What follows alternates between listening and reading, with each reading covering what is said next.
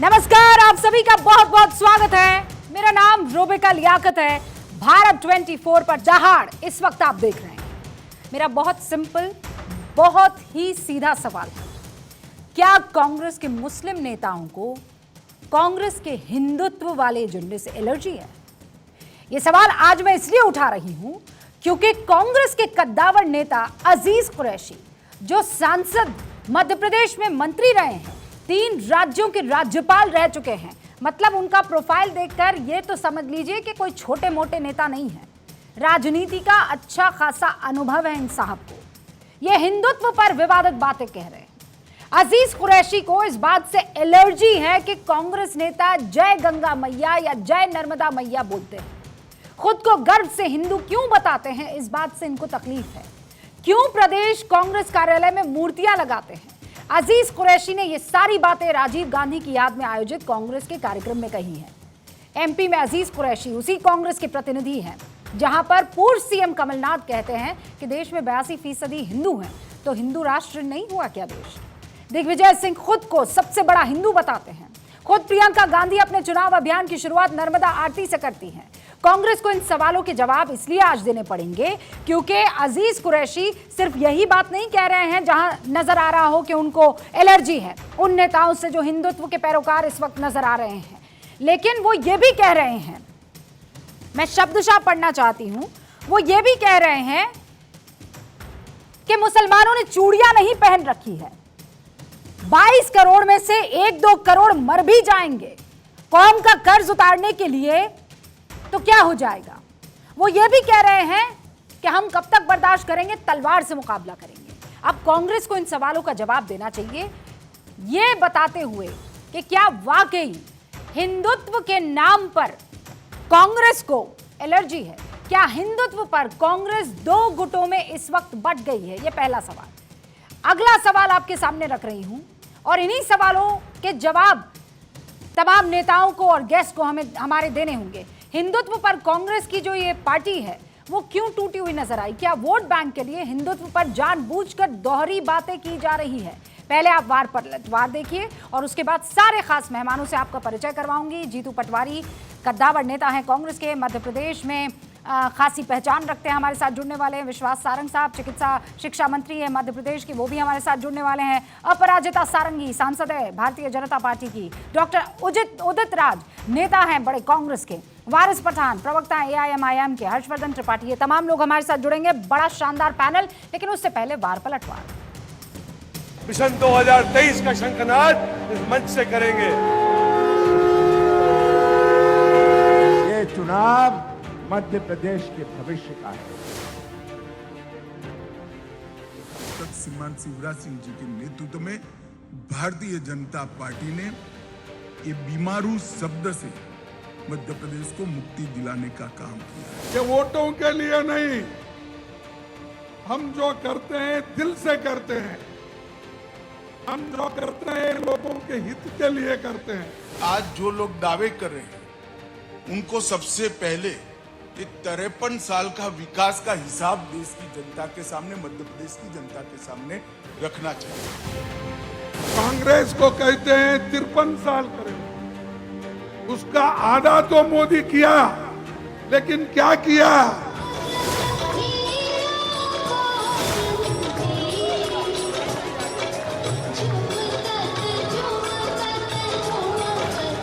उस कांग्रेस के लोग आज बात करते हैं हिंदुत्व की, जय गंगा मैया, जय नर्मदा मैया। 82% अगर भारत में हिंदू हैं तो हम कहें कि ये हिंदू राष्ट्र है, ये कहने की क्या आवश्यकता है? घर से गाँव में हिंदू होते हैं, हमारे किसी की दफ्तर में मूर्ति बैठाते हैं, दो बरले की बात है, दो भगवान की बात है। अरे अपना स्टैंड क्लियर करिए। जो दोहरे चरित्र की राजनीति मध्य प्रदेश के अंदर कांग्रेस करने का जो प्रयास कर रही है, ये भी जनता आपसे जरूर पूछना चाहती है। मुसलमान ने हाथों में चूड़ियां नहीं पहन रखी हैं, तलवार उठाइए, तलवार से मुकाबला कीजिए। 22 करोड़ लोगों में अगर करोड़ लोग मर जाए, कोई हट के बात नहीं। सारे हमारे खास मेहमानों से आपका परिचय मैं पहले ही करवा चुकी हूं और इस वक्त जीतू पटवारी कद्दावर नेता विधायक हमारे साथ जुड़ चुके हैं और बकायदा पिछली सरकार में मंत्री भी रह चुके हैं मध्य प्रदेश के, हमारे साथ जुड़ चुके हैं। जीतू साहब, आपका बहुत बहुत स्वागत है। आपने सुना होगा आज मध्य प्रदेश जिस बात को लेकर चर्चा में है उसका सबसे बड़ा नाम है अजीज कुरैशी, जो कहते हैं कि मुसलमानों ने चूड़ियां नहीं पहनी है। वो जो कहते हैं कि अगर गंगा मैया की जय और नर्मदा मैया की जय लगाते हैं या जयकारा देते हैं तो ये गलत बात है, ये बरगलाने की बात है। आप इससे कितना इत्तेफाक रखते हैं? कांग्रेस के लिए डूब मरने की बात है, वो ऐसा कहते हैं। रूबिका जी, जो आज प्रदेश के हालात है, यहाँ सबसे बड़े हम कर्जदार हैं, सबसे बड़े हम बेरोजगार हैं, किसान आत्महत्या में हम नंबर 1, कुपोषण में हम नंबर 1, मातृ मृत्यु में हम नंबर 1। मध्य प्रदेश का प्रति व्यक्ति कर्ज आज 70,000 से ऊपर पहुंच गया। किसानों का कर्ज आज लगभग 1,30,000 पहुंच गया। आप देखो कि एक व्यक्ति दूसरे व्यक्ति के सर पे पेशाब करता हो, मध्य प्रदेश की जघन्य घटना है। 9 आदिवासियों को मौत के घाट उतार के घर के सामने गाड़ दिया और पुलिस साल भर तक ढूंढती रही कि क्या हालात है। सबसे ज्यादा प्रदेश में महिलाओं का अपहरण होता है रूबिका, सबसे ज्यादा महिलाओं के साथ बलात्कार हमारे मध्य प्रदेश में होता है, सबसे ज्यादा आदिवासियों पर अत्याचार हमारे मध्य प्रदेश में होता है। कानून व्यवस्था जीरो। नरेंद्र मोदी के एनसीआरबी के आंकड़े ये बताते हैं कि मध्य प्रदेश सबसे ज्यादा हालात कानून व्यवस्था के खराब है, अकर्मण्यता है, अराजकता है तो मध्य प्रदेश में। मुद्दे ये है प्रदेश के, मुद्दे ये है कि 40 परीक्षाओं में घोटाले हो गए, घपले हो गए, जांच चल रही है। युवाओं की पीएससी की एग्जाम कई साल तक हो नहीं रही। एक बड़ा बल्क, एक बहुत बड़ी आबादी ओवर एज हो गई, एग्जाम्स की तैयारी करते करते चली गई। प्रदेश के सामने आर्थिक स्थिति को लेकर हालात, मैं मानता हूं कि ये सब बातें प्रदेश की जनता देख रही, समझ रही और इसी के आधार पर आने वाले समय पर उनको निर्णय लेना है। ये धार्मिक भावनाओं पर बहस कराकर अपने पापों को छुपाना भारतीय जनता पार्टी की पुरानी आदत है और मैं उनके इस रिंग में जाने वाला नहीं। जीतू पटवारी, आपने जितनी भी बातें की, एक विपक्ष के नेता होने के नाते आपको मध्य प्रदेश की जनता के सामने अगर ये सब हो रहा है तो रखना जरूरी था और इसीलिए मैंने आपको टोका नहीं। ये महत्वपूर्ण था कि अगर ये सब इस वक्त मध्य प्रदेश में हो रहा है, सबसे ज्यादा अपहरण हो रहे हैं, महिलाओं की हत्याएं हो रही हैं, यहाँ पे गपला गबन हो रहा है, तो आप बताएं, क्योंकि जनता की बेहतरी उसी में है। मैं समझ गई इस बात को। आप कह रहे हैं कि अपने पापों को छुपाने के लिए बीजेपी इस तरीके की डिबेट करवा रही है। मैं इससे इत्तेफाक इसलिए नहीं रखती हूं क्योंकि अजीज कुरैशी बीजेपी के नेता नहीं है, आप जानते हैं, आपके कद्दावर नेता हैं।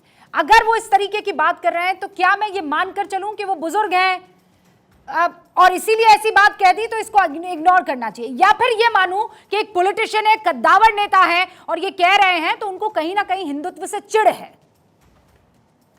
रूबिका, ये हमारा अपना भारतवर्ष है जिसमें भगवान राम ने, कृष्ण ने, पैगंबर ने, गुरु नानक देव जी ने, महावीर ने, गौतम बुद्ध ने सिर्फ एक ही बात कही कि इंसानियत, मानवता, प्रेम, प्यार, मोहब्बत, एक दूसरे के लिए अपनी जान देना, देश के लिए अपनी जान देना।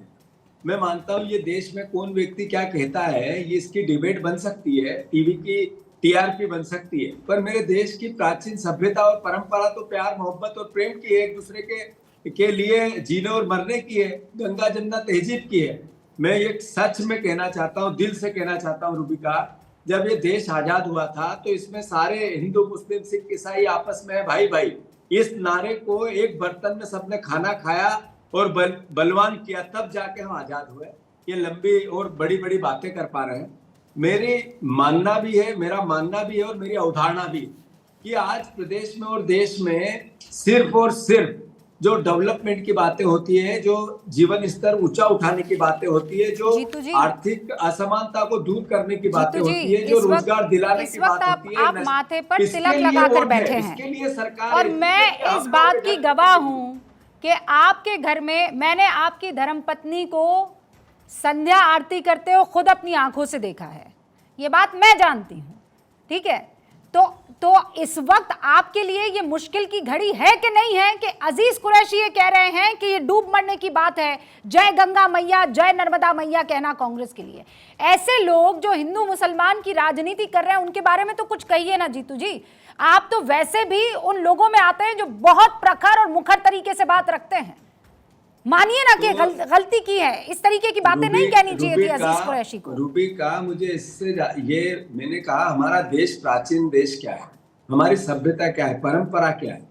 रूबी का लियाकत इस्लाम को की अवधारणा से अपने आप को जीती है और एक जीतू पटवारी हिंदू अवधारणा से अपने आप का जीवन शैली को जीता, और वो एक दूसरे से सवाल कर रहे हैं, एक दूसरे के जवाब दे रहे हैं और प्रेम से दे रहे हैं, प्यार से दे रहे हैं, मिल के दे रहे हैं। तो ये है देश मेरा। ये मेरा देश ही नहीं है जिसमें नफरत की बातें हो, घृणा की बातें हो, एक दूसरे को क्रिटिसाइज करने की बातें हो। मैं इतना ही कहना चाहता हूं कि रूबी का जरूरी ये है कि कौन क्या कह रहा है, जरूरी ये है कि रोजगार कैसे मिले, जरूरी ये है कि कोई नफरत फैला रहा है कि जरूरी तो जीतू भाई आप ये बात अजीज कुरैशी को समझाएंगे ना दुगनी कैसे करें कि वो इस पर बात ना करें। आप लोग अब तक जो खेल कर रहे हैं मध्य प्रदेश में, और खेल से मतलब ये है जो राजनीतिक आपकी पिच है, हमें तो लग रहा है बहुत बढ़िया तरीके से। जब आप ये कह रहे हैं कि 82% हिंदू यहाँ हिंदुस्तान में है, तो बताइए कौन सा राष्ट्र हुआ। आप सामने वाले को एक बार के लिए लाजवाब कर रहे हैं, लेकिन अगर अजीज कुरैशी आ रहे हैं तो गड़बड़ी तो कर रहे हैं ना। उनका एक बार तो नाम ले लीजिए अपने मुख से प्रभु। क्यों नहीं लूंगा, इसमें नाम लेने मुझे क्या गुरेज है, और क्या बात ऐसी है जो मैं कह नहीं सकता हूं। मैंने आपको कहा कि मेरी अवधारणा देश में मेरे बच्चों को रोजगार कैसे मिले, मेरे किसान संबल कैसे मिले, मेरा देश आर्थिक तरक्की कैसे करे, मेरे देश में वो सारी सर्व सुविधा युक्त जीवन हर व्यक्ति को आर्थिक असमानता से दूर कैसे कर सकूं, मैं इसलिए सार्वजनिक जीवन में। और मेरी पार्टी की अवधारणा भी यही है कि हम उन्नति के लिए काम करें। जिस देश में सुई नहीं बनती थी, 60 साल में भारतवर्ष का देश विश्व की 5वीं और 6ठी अर्थव्यवस्था बनी, वो कांग्रेस पार्टी है। वो कांग्रेस पार्टी है जिसने देश और दुनिया को दिखाया कि हम परमाणु शक्ति है, वो कांग्रेस पार्टी है। वो कांग्रेस पार्टी जिसने पाकिस्तान को दो किया, वो कांग्रेस पार्टी जिसने किसानों की आय बढ़ाई, वो कांग्रेस पार्टी जिसने जीतू जी वही कांग्रेस पार्टी के अजीज कुरैशी हैं जो ये कह रहे हैं कि मुसलमानों को नौकरी नहीं देते हैं, मुसलमानों ने चूड़ियां नहीं पहनी है, 22 करोड़ में 2 करोड़ मर जाए हर्ज नहीं है, कौम का कर्ज उतारे शहीद हो जाए, जय गंगा मैया कहना शर्म की बात, नेहरू के वारिस धार्मिक यात्राएं निकाल रहे हैं, कांग्रेस दफ्तर में मूर्तियां लगवा रहे हैं, ऐसे लोगों को डूब मरना चाहिए। वही कांग्रेस है जिनके नेता की जुबानी मैं आपको पढ़ के सुना रही हूँ। ये मानिए ना कि ये जनाब जो हैं आप लोगों की राह मुश्किल कर रहे हैं, और नहीं तो ये कह दीजिए कि आप भी इस बात को एंडोर्स करते हैं। मैं आपकी बात से 100% अग्री करती हूं जीतू जी कि इस मसले पर होना ही नहीं चाहिए डिस्कशन और चुनाव। आप जो बातें कह रहे हैं कि नौकरी चाहिए, बेरोजगारी है, महंगाई है, महिलाओं के प्रति जो अपराध हो रहे हैं उस पर होना चाहिए, लेकिन ऐसा होता तो दिख नहीं रहा है। खुद जो है पूर्व मुख्यमंत्री आरती उतारते हुए नजर आ रहे हैं बागेश्वर के शास्त्री धीरेन्द्र शास्त्री की। नकुल जी उनको वहां लेने के लिए जाते हैं। सबसे बड़ा हिंदू जो है दिग्विजय सिंह खुद को बुलाते हैं। तो यहां आप मानिए ना कि धार्मिक तौर पर मुद्दा लेकर आया गया है और उसी पर चुनाव लड़ रहे हैं। एक कह रहा है मैं बड़ा मुसलमान, दूसरा कह रहा है मैं बड़ा हिंदू। रूबी का मैंने आपको जैसा निवेदन किया कि मैं जिस अवधारणा का व्यक्ति हूं उसमें इन सब चीजों से पहले मेरे बच्चों के लिए रोजगार की आवश्यकता है। आपसे ये मैं पूछना चाहता हूं, एनसीआरबी के आंकड़े ये कहते हैं कि नरेंद्र मोदी जी के आंकड़े कहते हैं कि 2 लाख बहनें 3 साल में हमारे यहाँ से गायब हो गई। 2 लाख बहनें, जरा आप देखो तो सही 2 लाख की संख्या कितनी बड़ी होती है, और 2 लाख बहनें प्रदेश से गायब हो गई। आप ये देखो 1 लाख महिलाओं के साथ बलात्कार और अत्याचार और घरेलू हिंसा होती है हर साल। ये मेरा प्रदेश है। कुपोषण में हम नंबर 1 है, मातृ मृत्यु दर में हम नंबर 1 है।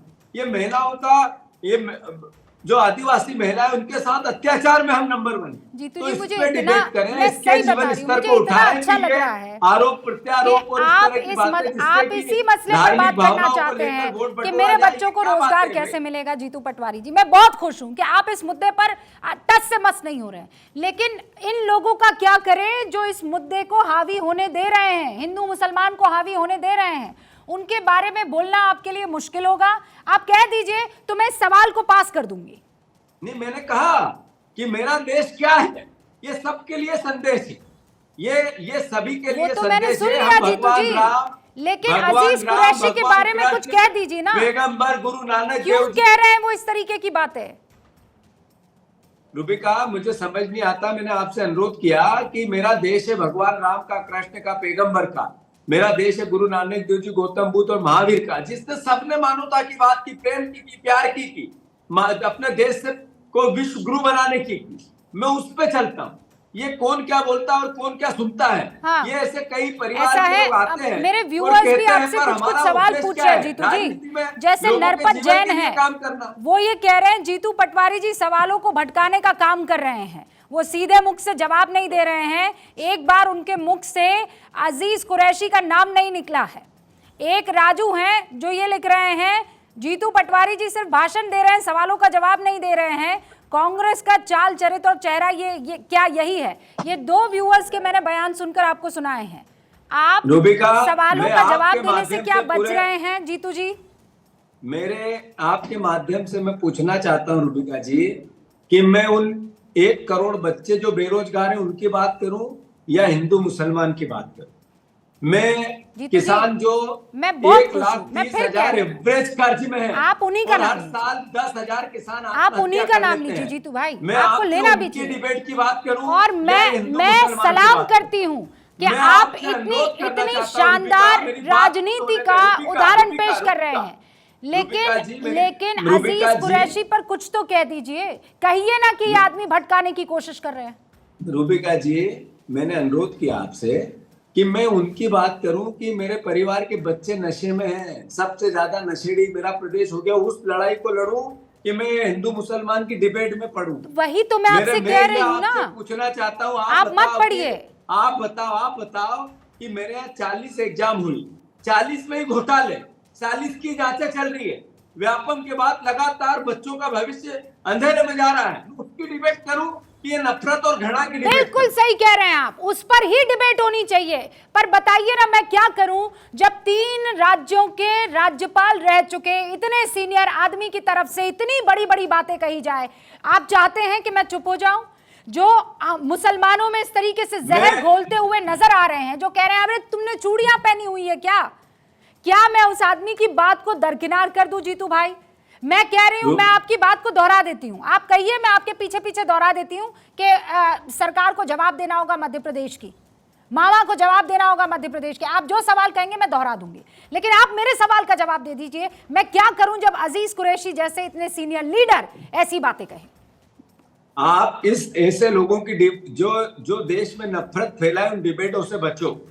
जो देश में प्यार मोहब्बत और प्रेम की बातें करें, उनकी डिबेट करवाओ। मैं बच लूंगी। रोजगार की क्या बात करो, आप ऐसे नेता से बचेंगे? बात करो, आप किसान की बात करो, जीतू भाई, आप ऐसे नेता से बचेंगे? बात करो, आपकी पार्टी ऐसे नेता से बचेगी? मैं बच लूंगी। करता हूं कि ये करोगे तो आप भी देशभक्त। बिल्कुल सही कह रहे हैं जीतू भाई, आप सही कह रहे हैं। कोई नहीं चाहता हिंदू मुसलमान हो। यहाँ एक मुसलमान एंकर बैठी है, वो नहीं चाहती है कि मेरा हिंदू भाई मुझसे परेशान हो, या आप नहीं चाहेंगे कि कोई मुसलमान बहन आपको परेशान करे। I got it sir, completely agree. लेकिन आपको भी ऐसे नेताओं से क्या नहीं बचना चाहिए जो इस तरीके का जहर और नफरत फैला रहे हैं मुसलमानों में? अजीज कुरैशी जैसे नेताओं से कांग्रेस को नहीं बचना चाहिए? रूबिका, आप ये नई चैनल में जब इसमें आए तो आपने कहा कि हाँ मैं निष्पक्ष नहीं हूं। मैं निष्पक्ष तो नहीं हूं। कहा कि इतनी दृढ़ता से एक महिला एंकर इतनी बात करती है तो कुछ भी दमदारी से बात कहती है, तो मैं आपकी रिस्पेक्ट करता हूं। ऐसे ही मैं आपसे अनुरोध करता हूं कि आप जब डिबेट करें तो प्यार की, मोहब्बत की, प्रेम की, देश के भाईचारे की, देश की उन्नति की, आर्थिक असमानता को दूर करने की, बेरोजगारी की, इसकी करें तो मैं आपकी रिस्पेक्ट और बढ़ेगी। रूबिका, ये नफरत और घृणा से बिल्कुल सही कह रहे हैं आप। और इनफैक्ट अब डिबेट उसकी तरफ आ चुकी है।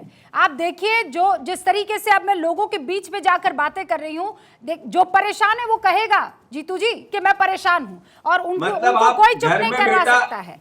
लेकिन घर में बेटा नशा करके आता है, मैं जान गई सर, होते हैं, तो फिर उन परिवारों से अजीज कुरैशी को जाकर बात कहनी चाहिए ना। विषय नहीं है। वो क्यों कह रहे हैं कि मुसलमानों ने चूड़ियां पहनी है? आप जो कह रहे हैं मैं तो अग्री कर रही हूँ, आपके अजीज कुरैशी इस बात से क्यों नहीं अग्री कर रहे हैं? बोलिए ना, एक बार तो नाम ले लीजिए। 17 मिनट हो गए हैं जीतू भाई, इस आदमी से आपको इतना खौफ कि इनका नाम तक नहीं ले पाएंगे आप? रूबिका, आपके रिंग में मैं जाने वाला नहीं हूँ। आप रोजगार की बात करेगी, मैं सब सवाल सुनूंगा और आपका क्रिटिसिज्म झेलूंगा। हाँ। आप देश की समस्याओं की बात करेगी, मैं आपकी ये रिस्पेक्ट और देश बढ़ेगी की मेरी समस्या है जीतू भाई। मैं नफरत और घृणा में जाना ही नहीं चाहता। मत बंटवारे में जाइए जाना आप। ही नहीं चाहता। ये मैं नफरत और प्रेम, घृणा प्यार, मैं नहीं फैला रही हूँ राहुल ना गांधी- जीतू राहुल भाई। गांधी जी का- ये राहुल नफरत और गांधी जी घृणा का- तो ये शख्स अजीज कुरैशी फैला रहे हैं, मैं थोड़ी फैला राहुल रही हूँ। गा- राहुल बताइए, गांधी जी- आपने ये कहा, राहुल गांधी, मैंने ये कहा, किसने कहा? अजीज कुरैशी ने कहा। अजीज कुरैशी रूबिका कौन है? जी, जिन्होंने रूबिका अपनी जी, जिंदगी के रूबिका सारे जी, अच्छे पल बिता दिए सर। रूबिका बड़े बड़े जी, राज्यों के राज्यपाल बन गए, कैबिनेट रूबिका मिनिस्टर जी, बन गए।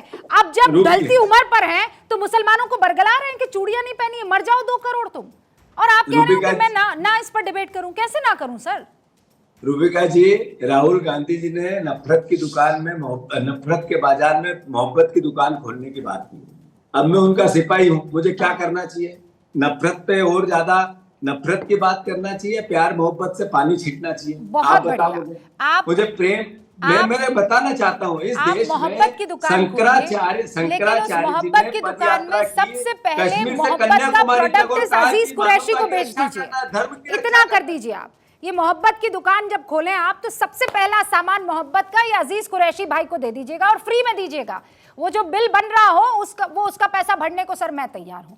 पर मुझे बड़ा अच्छा लगा जीतू भाई कि आप कह रहे हैं मैं टस से मस नहीं हूंगा। मुझे पता है कि आपके लिए ये शख्स परेशानी का सबब बने हैं। आप कह रहे हैं कि मैं तो बेरोजगारी पर बात करना चाहता हूं, मैं तो नशा मुक्ति पर बात करना चाहता हूं, मैं अपराध फ्री मध्य प्रदेश पर बात करना चाहता हूं। लेकिन आप ही के पार्टी के कुछ लोग हैं जो इस पर बात नहीं कर रहे हैं। कह रहे हैं कि आप जो है शर्म से डूब मरिए क्योंकि आप नर्मदा मैया की जयकारा लगाते हैं या माँ गंगा की जयकारा लगाते हैं। मैं आपको धन्यवाद नर्मदा मैया की उससे जय, पहले गंगा मैया की जय, भारत माता की जय, हर उस मानवता की जय, धर्म की जय, विश्व का कल्याण हो, मानवता की रक्षा का। हिंदू धर्म में सारे धर्मों में एक भी धर्म ऐसा नहीं बचा जिसके लिए पूरे सभी धर्मों में मानवता की रक्षा की बात की गई है। तो मैं समझता हूं कि प्रेम, प्यार और मोहब्बत में सब बातें आती है। आप उस पर मुझसे डिबेट कीजिए, उस पर बात कीजिए, मेरे विचार लीजिए, मुझे अच्छा लगेगा। जीतू जी बहुत अच्छा लगा आपसे बात करके, लेकिन एक बार भी 19 मिनट में आपने नाम नहीं लिया अजीज कुरैशी का। जो आपको कहना था आपने कह दिया। आपने बाकायदा कह दिया है कि जय गंगा मैया की जारी रहेगा, जय नर्मदा मैया की जारी रहेगा। और आप कह रहे हैं जो नफरत फैला रहे हैं उनके सामने मोहब्बत की दुकान खुलती रहेगी। बहुत बहुत शुक्रिया जीतू जी। जीतू पटवारी हमारे साथ जुड़े थे और वो सीधे तौर पर ये कह रहे थे कि हम इस पर बहस ही नहीं करना चाहते, वो लोग जो नफरत फैलाते हैं उनके बारे में कुछ कहना ही नहीं चाहते। सारे खास मेहमान हमारे साथ जुड़ चुके हैं, उनसे आपका तारुफ करवा देती हूँ। अपराजिता सारंगी सांसद है, भारतीय जनता पार्टी की हमारे साथ जुड़ चुकी है। डॉक्टर उदित राज नेता हैं कांग्रेस के, अब से कुछ ही देर में जुड़ेंगे। वारिस पठान साहब आपको नजर आ रहे हैं। हर्षवर्धन त्रिपाठी वरिष्ठ पत्रकार इस वक्त आपको दिखाई दे रहे हैं। आप सभी का स्वागत है। Aparajita ji, I am so happy, Bharat 24 पर पहली मर्तबा आपके साथ डिस्कशन करने का, डिबेट करने का मौका मिल रहा है। जीतू साहब कह रहे हैं मैं नहीं आ रहा आपके झांसे में। एक्चुअली फंस गए हैं वो इसलिए क्योंकि अजीज कुरैशी के लिए बोलेंगे तो दिक्कत, नहीं बोलेंगे तो दिक्कत। आप सबको मेरा नमस्कार। पहली बार भारत 24 पर आई हूँ, बड़ा अच्छा लग रहा है। आपको देखकर और भी अच्छा लग रहा है। Thank you ma'am. देखिए, मैं निश्चित तौर पर कहना चाहूंगी कि जीतू पटवारी जी असमंजस की अवस्था में आ गए, कुछ कह नहीं पाए, क्या कहूं क्या ना कहूं वाली स्थिति थी। जहां तक कांग्रेस का सवाल है, ये तुष्टीकरण की राजनीति करने में माहिर है, हम सबको पता है। और इनके निर्वाचन के लिए तुष्टीकरण ही इनका आधार होता है, ये आप सबको पता है। और आज देखिए, जिनका तुष्टीकरण किया वही अजीज कुरैशी, जिस संप्रदाय का प्रतिनिधित्व करते हैं वही अजीज कुरैशी ने इनका दामन छोड़ दिया। और ऐसा हुआ कि कहीं ना कहीं लगा जैसे जीतू पटवारी जी भी उनसे दूर हो गए। तो मुझे लगता है ये आबैल मुझे की स्थिति हो गई। जहां तक भारतीय जनता पार्टी का सवाल है, हम बहुत स्पष्टता के साथ कहना चाहते हैं कि हम सबका साथ, सबका विकास, सबका विश्वास और सबका प्रयास की बात करते हैं। हम सबको साथ लेकर चलते हैं। ये ना भूलें कि हमारे देश में 82% हिंदू हैं, इस बात को हम ना भूलें। लेकिन यह कहते हुए भी मैं कहूंगी कि हम सबको साथ लेकर चलते हैं। हम अपने रिपोर्ट कार्ड की बात करते हैं, हम लोक नीति, लोक सेवा और विकास की बात करते हैं। प्रधानमंत्री जी को हम सब ने लाल किले की प्राचीर से 15 अगस्त को सुना। उन्होंने कहा कि फिर से वो 15 अगस्त अगले साल वहीं आएंगे, वहीं लौटेंगे और वहीं अपराजिता जी, झंडा फहराएंगे। ये तो पीएम और की बात मुझे हो बड़ी गई। खुशी है। मध्य प्रदेश में जी, सीएम बना को लो। लेकर भी बना बहुत लो। सारी शिकायतें आ रही है। अपराजिता जी, मैं आपसे बात करूंगी, उससे पहले बाकी सबसे मैं ओपनिंग रिमार्क लेना चाहती हूँ। हमारे साथ इस वक्त उदित राज भी जुड़ चुके हैं, लेकिन इस वक्त वारिस पठान भी स्क्रीन पर है। वारिस साहब, आपने सुना, दोनों को सुन लिया है, कांग्रेस को भी और बीजेपी को भी। कांग्रेस के बड़े नेता है अजीज कुरैशी, और वो ये कह रहे हैं शेम। किस पर शेम? कांग्रेस पर, जो जय गंगा मैया कह रही है। अब देखिए, उन्होंने जो कहा है वो तो उनका वो जाने, उनकी पार्टी की तरफ से वो लोग बोलेंगे। मैं तो अपनी पार्टी की बात रखने आया हूं रूबिका जी। बात नंबर 1 तो ये है कि मेरी तरफ एक एनडीए है, दूसरी तरफ मेरे लिए ये 26-28 गठों ने जो मिलके बनाया है सो कॉल्ड सेक्युलर पार्टी, इनका गढ़ है INDIA। मैं तो ना एनडीए का हिस्सा हूं, ना कभी वहां का बनूंगा, और ना ही तो मैं INDIA का हिस्सा हूं। अब मैं अगर एनडीए के खिलाफ बात करूंगा तो ये लोग मेरे को एंटी नेशनल घोषित कर देंगे, मुझे पाकिस्तान का टिकट भेज देंगे।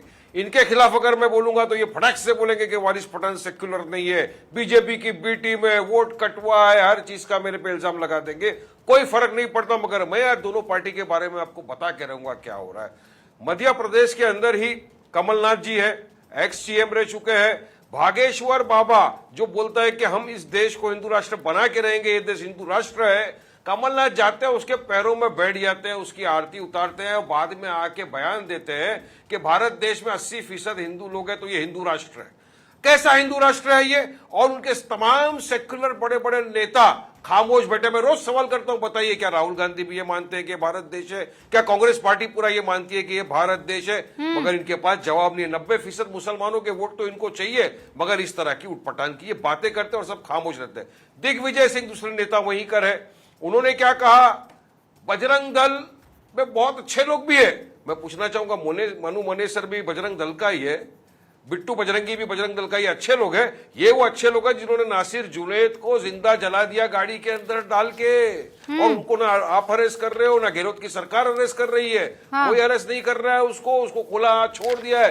AK-47 लेके रील बना रहा है, रील इंस्टाग्राम पे घूम रहा है, मगर उस पर FIR अरेस्ट नहीं किया जाता।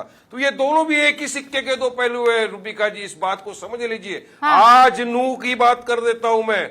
मेवाड़ नूह के अंदर इतनी सारी घटना हो गई, 750 मुसलमानों के घरों को बिना नोटिस दिए बुलडोजर से ध्वस्त कर दिया, मेडिकल स्टोर सब ध्वस्त कर दिया, 4 मस्जिदों को शहीद कर दिया गया, मौलाना साद का कत्ल कर दिया गया। क्या एक भी इनके सेक्युलर नेता ने इसके ऊपर आवाज उठाई? क्यों नहीं उठाते भाई? जब मुसलमान दलितों का क्रिश्चियनों के ऊपर अत्याचार होता है, अलियान होता है, आप मुंह के अंदर दही जमा के बढ़ जाते हो। हम जब बात रखते हैं तो हम सेक्युलर नहीं रहते। दूसरी तरफ बीजेपी, आप सुनिए इनका। अभी मैडम सारंगी जी ने कहा कि हम तो बात करते हैं सबका साथ, सबका विकास, सबका विश्वास की। सरासर झूठ बात है। किसका विश्वास आपने जीता? चलिए बताइए मुझे। नूह के अंदर दंगा हो गया, आपकी खट्टर सरकार ने वहां पर क्या कर दिया? नोटिस दिए बिना सबके घरों को उजाड़ दिया। मैंने आपको बहुत तफसील से सुना आज है। बेघर घूम रहे। तो आपको अजमेर के पहलू खान का नाम याद है, झारखंड के तबरेज अंसारी का नाम याद है, यूपी के दादरी में अखलाक खान की लिंचिंग याद है, जुनैद खान की ट्रेन में जो हत्या हुई वो याद है, मोहम्मद फाजिल की हत्या आपको याद है, इन तमाम लोगों की हत्या आप सबको याद है। आपको खासकर वारिस पठान साहब, पंकज नारंग की हत्या क्यों नहीं याद है? रिया गौतम की, विकास यादव की, अमित गौतम की याद है, गंगाराम सिंह चौहान की, अंकित सक्सेना की, नागा राजू की, स्वप्निल की, श्रद्धा वालकर की, मनोहर की, इन सब की हत्या, ये सब मारे जाते हैं। तब आपको नहीं लगता है कि ये भी खतरे में? सिर्फ मुसलमान खतरे में? सिर्फ आपको जुनैद और नासिर और पहलू खान ही याद रहते हैं? सुनिए रुबेका जी, जब कभी भी इस तरह की घटनाएं हुई है, जहां कहीं भी वायलेंस हुआ है, वारिस पठान ने हमेशा खंडन किया है। मैं खंडन करता था, खंडन करता हूं, खंडन करता रहूंगा। ऐसा नहीं होना चाहिए। किसी को कायदा कानून अपने हाथ में लेने का अधिकार है। मुस्लिम नाम रहते हैं ना, कौन कर रहा है? तो क्या करूं? ये हिंदू नाम तो याद ही नहीं रहते। डंडा लेके निकल जाऊं मैं मारने उनको? क्या करूं?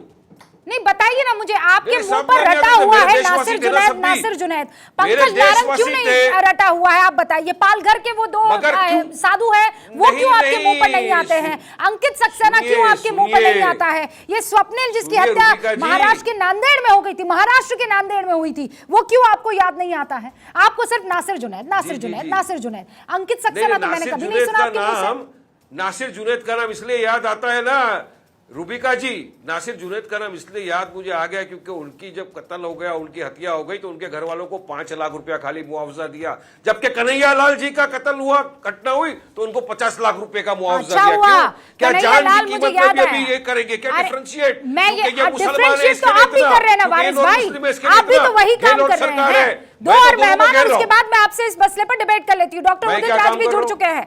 डॉक्टर उदित राज, ये क्या है, ये कौन है ये अजीज कुरैशी? और जब इस तरीके की बात करते हैं तो क्या समझा जाए? हिंदू मुसलमान कौन कर रहा है? अजीज कुरैशी नहीं कर रहे हैं तो कौन कर रहा है? देखिए, अजीज कुरैशी न तो कांग्रेस के प्रवक्ता है, न कोई बड़े पदाधिकारी है, और भूतपूर्व हो चुके हैं, और ये एजेंडा के तहत ऐसे मुद्दे को चुन लिया जाता। ऐसा तो 140 करोड़ लोग कोई न कोई कुछ बात कहता रहेगा। तो और किसी भी सोसाइटी में एब्रेशन होते हैं और इस तरह के न्यूरोटिक एलिमेंट्स भी होते हैं, तो वो जो एक्सेप्शन को रूल बना करके और सारे जितने मुद्दे हैं, सही मुद्दे, उसके ऊपर चर्चा क्यों नहीं होती? अब हम लोग क्या कभी रहे होंगे कांग्रेस? अब कोई हमारे पोस्ट पर है कि हमारे पदाधिकारी हैं कि हमारे कांग्रेस के हैं कि हम क्यों जवाब दें उनको? अच्छा, तो उनका अपना उदित साहब, व्यक्तिगत एटलीस्ट होता है। एटलीस्ट और एक बात है एटलीस्ट आप ये बात तो कह रहे हैं ना, आप में ये मादा है कि आप क्लियरली ये बात कह रहे हैं कि हु इज ही टू से ऑल दिस, और हम लोग इस पर क्यों जवाब दें? अंडरस्टैंडेबल सर, लेकिन ये बताइए कि ये आप लोगों के लिए दिक्कत पैदा करने वाले शख्स में से कोई है कि नहीं? उदित राज जी, देखिए, आप तो बहुत सीनियर ऑफिसर रहे हैं, आप ये बात समझते हैं कि जब आप कोई बात कह रहे हैं उदित जी, तो इसका मतलब ये है कि उसको आपने बहुत सोच समझ के कहा होगा। जिस शख्स की मैं बात कर रही हूँ वो 3 अलग अलग राज्यों के राज्यपाल रहे हैं। उदित जी, आप समझिए ना, अगर वो ये कह रहे हैं कि 1-2 करोड़ मुसलमान मर जाएं तो कोई बड़ी बात नहीं है, हो जाइए ना, अपने आप को शहीद कर दीजिए, कोई तो, और वो कह रहे हैं शर्म से डूब मरे कांग्रेस, ये क्या जय गंगा मैया लगा रखा है, मूर्तियां लगा रखी है, कहीं तो अंदर दिल में नफरत बैठी हुई है ना उदित जी? इतना सीनियर आदमी ऐसे ही थोड़ी कह देगा कुछ। देखिए, ऐसा है कि ये ऐसे तो रोज कोई न कोई या कम से कम 25-50 लोग इस तरह का बकवास करते हैं। हमने तो कह दिया, पहले रहे होंगे गवर्नर 3 राज्य। अब आदमी रिटायरमेंट के बाद में उसका अपनी सोच होती है। गवर्नमेंट में भी रिटायरमेंट के बाद, पॉलिटिक्स में रिटायरमेंट के बाद उसके अपने सोशल व्यूज अलग होते हैं। पॉलिटिक्स में रह के, कांग्रेस में रह करके अगर ऐसा बोलते हैं तो जरूर हम उस पर सवाल करते हैं। हाँ। अब वो तो क्या ये मतलब कहने के बाद है कि भयंकर बाढ़ देश पे, भयंकर बेरोजगारी, भयंकर महंगाई, अरे किसानों के मुद्दे को लिया जाए, तमाम जो बांध टूट रहे हैं, भ्रष्टाचार, हाँ। जिससे देश का विकास होता है, ऐसे आदमियों को ले लिया जाए। ऐसा तो कहिए 100 कुरैशी तो रोज उदित मिल साहब, जाएंगे, 200 ठीक है, मिल जाएंगे, 200 पर मैं कह रही हूँ हिंदुओं में भी ऐसे नहीं मिल जाएंगे, मिलेंगे, मुसलमानों में ऐसे मिल नहीं जाएंगे, मिलेंगे कुछ उदित करेंगे। जी, जो 3 राज्यों के ये राज्यपाल क्या रह चुके कहता हो। रहता अब है? एक और सवाल क्या मैं यहाँ आपसे पर- जानना चाहती हूँ, अगर यही ऐसा कोई बयान बीजेपी के किसी ऐसे नेता ने दिया होता जो 3 राज्यों का राज्यपाल होता, तो आप उसको भी ऐसे ही देखते, ऐसे ही तौलते कि होगा कोई बोल दिया होगा? अरे इससे बड़ा बयान दिया भाई, मिनिस्टर होकर के मारो सारो गोली को, और उसके बाद में यहाँ पर मनेसर में पंचायत हुई तो उसमें मंत्री बीजेपी के गए, जब मुल्ले काटे जाएंगे, राम राम चिल्लाएंगे। अरे एक नहीं 200 मैं गिना दूं, कितने लोग गांधी को, ये आपका जिसको मोदी जी ने कहा माफ नहीं करेंगे, प्रज्ञा ठाकुर यही की है, यही मध्य प्रदेश की है।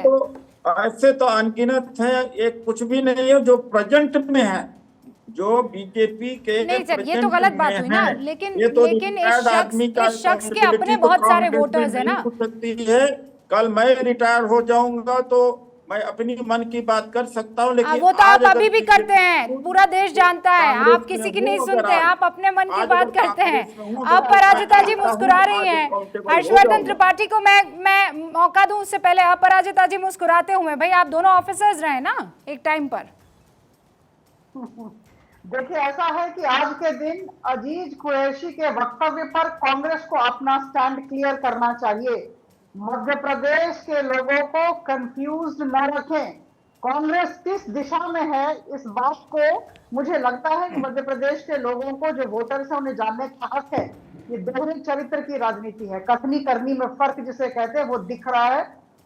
जहां तक कर्नाटक की बात है, वहां कांग्रेस हिंदू विरोधी बयान देती है और यहाँ मध्य प्रदेश में ये चुनावी हिंदू बनने की कोशिश में लगे हुए। तो अभी आपने जीतू पटवारी से 19 मिनट चर्चा की सर मैंने, टाइट स्पॉट पे ले गए, टाइट कॉर्नर में ले गए, लेकिन जीतू पटवारी कट के निकल गए।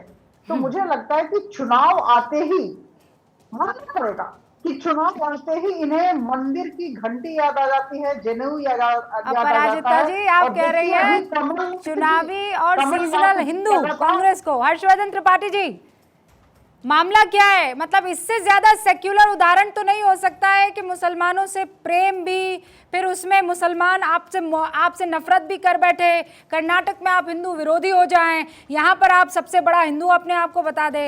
बेहतरीन एग्जाम्पल है ये तो। देखिए रूबिका जी, सबसे पहले तो मुझे ऑडियो पलट एको ठीक कर ली जाए प्लीज। हर्षवर्धन जी वो ठीक कर रहे हैं, लेकिन आप जारी रखिए अपनी बात, मैं ये रिक्वेस्ट करूंगी आपसे। जी, मैं रूबिका जी कह रहा हूँ कि आपने बेवजह जीतू पटवारी को इस कार्यक्रम में बुलाया। धन्यवाद। मैंने अपनी जो नहीं डॉक्टर साहब रुकिए ना, 2 मिनट और रुक जाइए। उदित जी 2 मिनट और रुक जाइए, बस 2 मिनट और सर, इजाजत दे दीजिए। बेहतर होता कि आपने जीतू पटवारी के यहाँ कैमरा लगाया होता और वो देश के नाम संबोधन करके प्रसारण करके चले जाते, क्योंकि सवाल जवाब में उनको शामिल नहीं होना था। किसी भी तरह की डेमोक्रेसी में उनका यकीन नहीं है। वो आए और जाने क्या बोलकर चले गए। लेकिन एक बात मैं जरूर कहूंगा, जीतू पटवारी कह रहे थे कि राहुल गांधी की मोहब्बत की दुकान, ये मोहब्बत की दुकान लेकर वो गए थे अमेरिका राहुल गांधी, और उनसे एक सवाल पूछा गया कि मुस्लिमों पर अत्याचार हो रहा है, इसको लेकर क्या रणनीति है।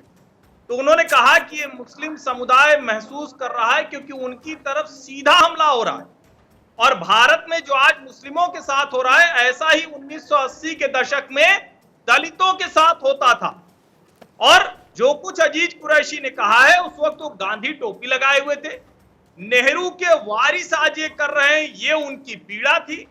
गंगा मैया और नर्मदा मैया की जय कहने पर वो दुखी थे, और उसके लिए अगर 1-2 करोड़ मुसलमान मर जाएं तो उनको दिक्कत नहीं है।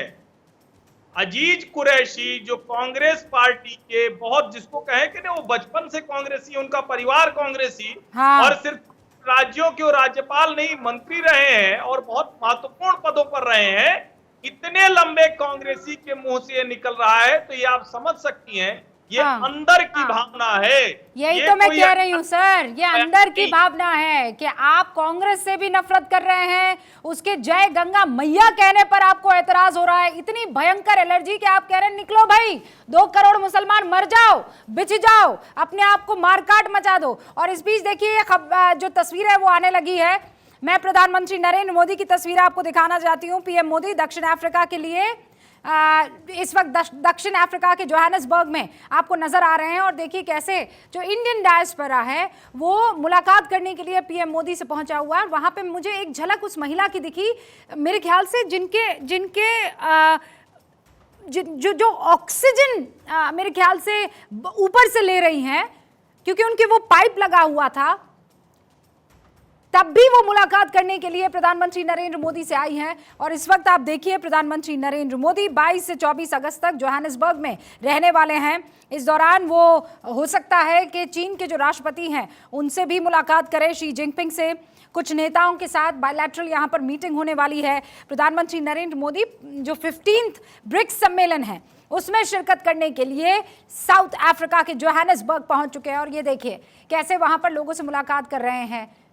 प्रधानमंत्री नरेंद्र मोदी लोगों से हाथ मिला रहे हैं, हाथ जोड़कर उनका अभिवादन स्वीकार। ये देखिए ये उमैना कि आप यहाँ कैसे आई हैं, आप ऐसे कैसे आ गई हैं, और बार बार उनसे पूछ रहे हैं कि बाप रे इस हालत में आप मुझसे कैसे मुलाकात करने के लिए आ गई हैं। ये देखिए ये प्रधानमंत्री नरेंद्र मोदी के लिए विदेशों में क्रेज है, लोग उनकी एक झलक पा लेना चाहते हैं।